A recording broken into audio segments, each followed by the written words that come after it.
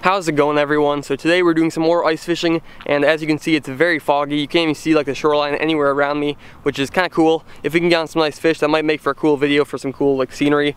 Either way, we're going to be targeting largemouth bass. We'll probably catch a few pike as well. I have 2 tip-ups out, and then I'm going to be jigging as well for some bass on the radar. I think that'd be cool to get a bass on a jigging rod. I do it every once in a while when I'm pan fishing, but usually I can't like consistently do it, so hopefully today will be the day. But enough talking, guys. Let's get out there and hopefully get a nice fish.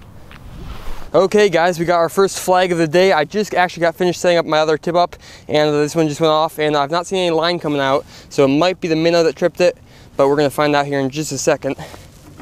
I'm hoping it's a fish, because if it's a fish, that's a really good sign to go in that quickly. Might be a good day. But let's just find out for ourselves.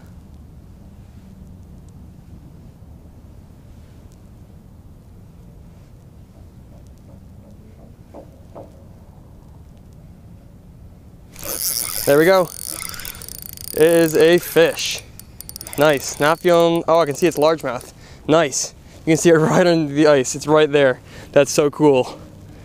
Man, I love this clear ice. It's a little sketchy, but being able to see the fish before you even, like right when you set the hook, you can see the fish. That's so cool. Nice little largemouth. That's what I'm going after. Sweet. Come here, dude. That is not a bad first little fish. Maybe like a 2-pounder, somewhere around there. Good little largemouth. He almost swallowed it, but thankfully he did not. So should be easy unhooking. Let's get him right back into the water and try to catch his friends. It's kind of cool. You can actually see the water getting funneled in there from all the water on top of the ice. But either way, nice little largemouth right here. I wish I had the big camera ready, but unfortunately this guy kind of got me by surprise. I wasn't expecting to get a flag that quickly. But either way, it's a good sign. Usually they come in school, so hopefully we can get some more bass. So what I have right here is called an Ifish Pro tip-up. I love these things. I never go ice fishing without them, and I get a lot of questions about them. So I figured I'll take a minute to go over them in the video and kind of explain how it works. So basically what you have, first off, you put a little thread bobber stop right there or wherever you want it. Basically, the bobber stop is what marks your depth. So however deep you want that minnow to be, you put that bobber stop, and that stops this little clip from going any farther, and which ultimately triggers the flag, which you'll see here in a second. So anyways, you have this little, we'll call it a clip here. And then you take this out, I guess we'll call this a clip too, but anyways, you put that right there on this little hinge thing, you pull the flag down, and you put that right underneath it to keep the flag from popping up. And then you open your bail, of course, otherwise you might lose your rod. And then basically what happens is that fish pulls on the line right there. It pulls this clip, which pulls the other clip, and then releases the flag. And then at that point, the fish is able to take the line with no tension. If you have your bail open, it can just pull any line out. And right when you get to the flag, you set the hook. It's better than the automatic fisherman, in my opinion, which is another type of tip-up like this. But those set the hook themselves, which oftentimes you need to let the fish take the bait a little bit. So for trout, it works well, but for like pike and warm water species and things like that, I think these Ifish Pros work a little better. So anyways, that's what it is. Hopefully that kind of explains or answers some of your guys' questions. But anyways, let's get back to fishing and hopefully catch some more bass and maybe some pike. So I got that first bass almost right after getting here, and now it's been about an hour since I've had any action. And so while I was waiting, I was drilling holes around looking for some good areas to put my tip-ups out, since I figured I have to move them again. And I found a really nice little break right in about 10 feet of water right next to a weed edge. So very ideal conditions, or very ideal like area for what I look for when I'm putting these tip-ups out. So we're gonna move to that area. It's about 50 yards down, and move all these tip-ups out over there. Hopefully it's a better area, and we're going to try to be as mobile as possible. Since I only have about 3 hours to fish, I want to try to move around and find those fish rather than waiting for them to come and find me. So that's what I like to do when I don't have much time, and usually it pays off. So we're going to give it a try and hopefully get some nice fish.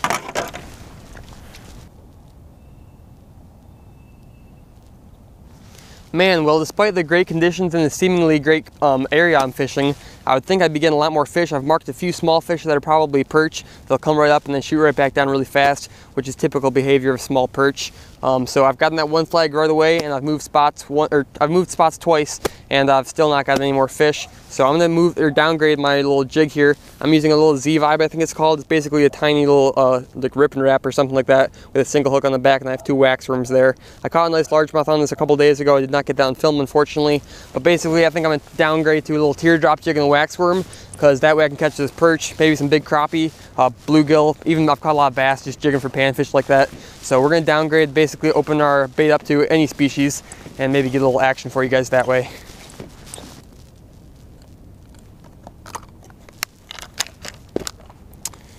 Oh, the choices. They're probably all basically the same. Let's see, we'll go with the little pink guy right here. Tiny little tungsten jig right there. Hopefully that does the trick.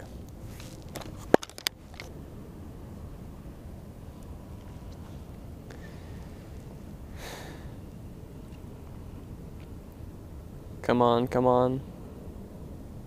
He's like staring at it, but he won't grab it. And now I shot back down to the bottom. Nice. I thought early ice was supposed to be good fishing, not tough fishing. All I've had so far is tough fishing. Smooth holes.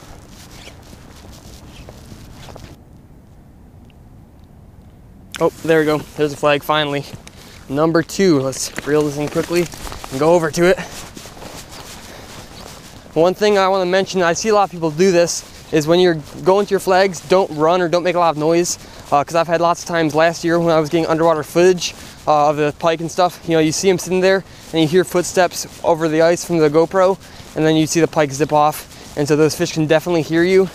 And so that's why I try to be quiet whenever I'm approaching the tip up, whether there's a flag up or I'm just checking the bait. You know, be as quiet as possible because you don't want to scare this fish. And dang it, it's going straight down. It does not look like, it looks like most likely the minnow tripped it itself because the line's just going straight down, not to the side or anything. Yep, dang it. Well, it's just the minnow tripped it. Well, let's get you set back up and hopefully get a pike. I can feel the minnow down there. I can just feel him pulling really lightly, so I know that he's still on there. But that's too bad. The bad days of fishing make the good days all the more enjoyable, I say. Boys, we got our 3rd flag. Oh, it's going to the fish. Nice, I can see the rod tip moving. That means there is a fish there. Awesome.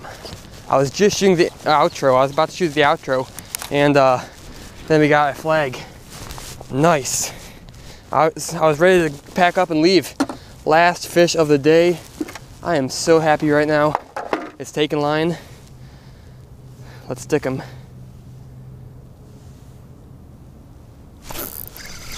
There we go. Nice, he's right under the hole. Oh my gosh. This feels like a better fish. I'm hoping it's a big bass, but it very well could be a pike. Yep. Nice, nice little pike. Nothing very big, but that's so cool. You can see him under the ice like that. Oh, whoa, he's not quite done. I figured he came in kind of quick there. He probably still had a little bit of energy. I'd rather wear him out here than, you know, have him on the ice just going crazy. Gonna go on any more runs there? Nope. Okay, I'm gonna take you out. All right, suit yourself, buddy. Don't worry, you'll get a quick release back in. Nice. I've never been that happy to catch a tiny little pike. I mean, really for this lake, it's almost above average. It's probably a legal size, maybe 24, 25 inch pike here. Lots of small ones in here, but I am so happy about that.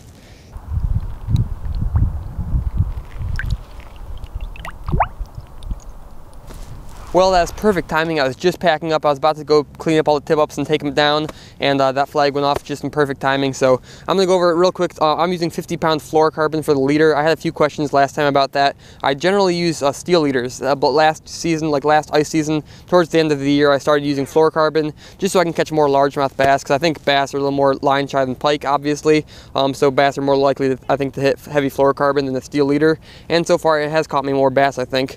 I've not had any pike break me off on the 50-pound fluorocarbon. I was a little skeptical at first, but I mean, you get little nicks in your line, like you probably can't see that, but there's a tiny little nick right there. But overall, I mean, when you get, you know, too many nicks in there, I cut the line and retie the hook. But overall, I mean, I've not had any problem with 50-pound fluorocarbon, and it has got me a few extra bass. Well, the sun's gonna be setting here pretty soon, and I've got a little bit of a walk back to my car, so I'm gonna head out now before I'm walking back into the sketchy ice through the dark. Either way, if you guys enjoyed this video though, please let me know in the comments below, or if you didn't like it either. I appreciate any feedback you guys have for me, negative or positive, just because on days like this where I struggled to catch fish, you know, I caught one fish in the very beginning and one at the very end. It was a tough day, but I still want to get content out for you guys. I want to make videos as much as I can, and so I'd like to, you know, make a shorter video like this and kind of throw some tips and kind of talk about what I'm doing a little bit. But generally, I struggle doing that. I'm just not very good at making videos unless I'm catching fish. So if you guys thought this was boring, let me know. If you guys still enjoyed it, let me know that as well. Any feedback you guys have for me, it really means a lot to me. So anyways, enough talking, guys. Hopefully the next video will be better, but I'll catch you next time.